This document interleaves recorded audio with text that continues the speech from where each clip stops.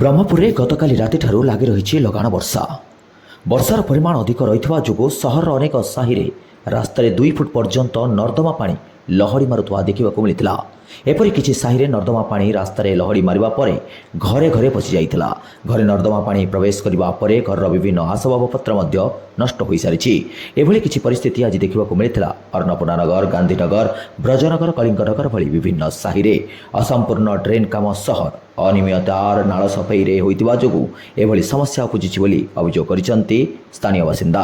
ନର୍ଦ୍ଦମା ପାଣି ଘରେ ପ୍ରବେଶ କରୁଥିବା ଯୋଗୁଁ ଏହି ନାଳରେ ସାପ, ବେଙ୍ଗ ଭଳି ବିଭିନ୍ନ ସରୀସୃପ ଘରକୁ ପ୍ରବେଶ କରୁଛନ୍ତି। ତେଣୁ ଏହି ନାଳ ସମସ୍ୟାର ତୁରନ୍ତ ସମାଧାନ କରିବା ନିମନ୍ତେ ବିଏମ୍ସି ତୁରନ୍ତ ପଦକ୍ଷେପ ନିଅନ୍ତୁ ବୋଲି ଦାବି କରିଛନ୍ତି ସହରବାସୀ। ଏହି ସମସ୍ୟାର ସମାଧାନ ପାଇଁ ବାରମ୍ବାର ସ୍ଥାନୀୟ କର୍ପୋରେଟର ଠାରୁ ଆରମ୍ଭ କରି ବିଏମ୍ସିକୁ ଅବଗତ କରାଇଥିଲେ ସୁଦ୍ଧା କୌଣସି ସୁଫଳ ମିଳିନଥିବା ଅଭିଯୋଗ କରିଛନ୍ତି ସ୍ଥାନୀୟ ବାସିନ୍ଦା। ବ୍ରହ୍ମପୁରରୁ ଲିକୁ ଡାକୁଆଙ୍କ ସ୍ୱତନ୍ତ୍ର ରିପୋର୍ଟ, ପ୍ରାଇମ୍ ରିପୋର୍ଟର୍ସ।